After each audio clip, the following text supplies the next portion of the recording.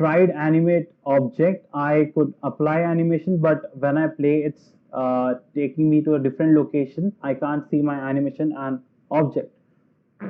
So for creating the animation, right?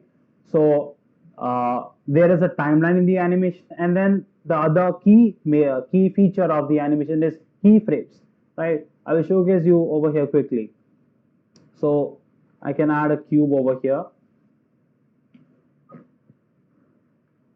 This I covered in the first lecture of the animation of moving a cube.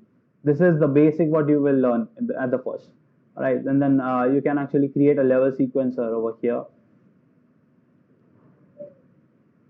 Okay, and then I will open up this level sequencer. When you open up this level sequencer over here, you'll see that the sequencer window will open up.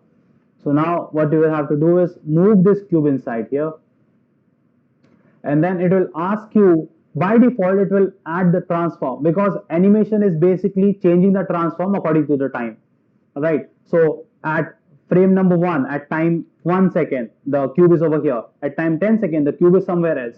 So we are playing with the transform over here.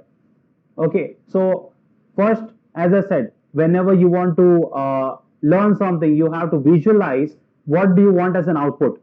Okay, so first I am visualizing what do I want to do with this cube in the animation. So I want to move this cube from here to over here.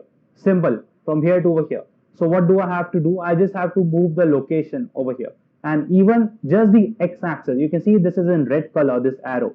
And over here, you can see at the left corner, the red arrow represents x-axis. So when I'm moving over here, you can see that the location of the x is moving. All right. So currently my location is this. So what I will do, at 0th frame, I will add a keyframe of x.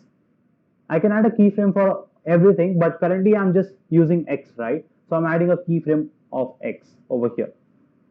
And then I actually want at 150th frame, or suppose 75 frame, over here I want the object to be moved over here.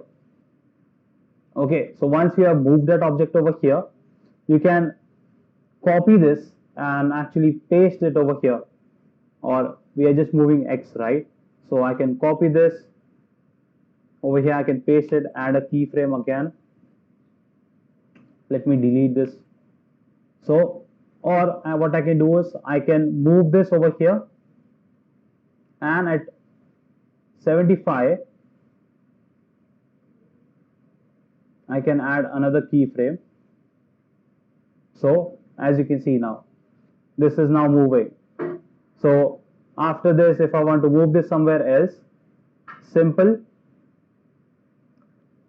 you can, I will hit Control Z first.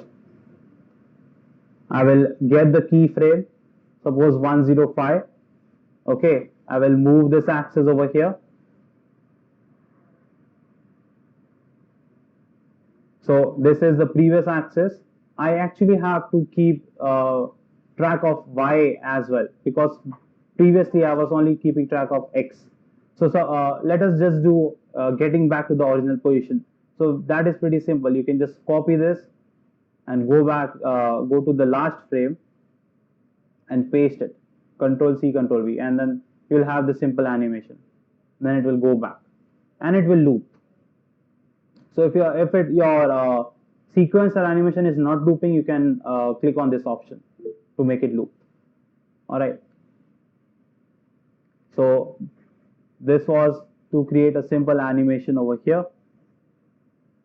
Okay. So make sure that you use the keyframes properly. So if you're not adding these keyframes at the particular positions, then you won't get the desired output.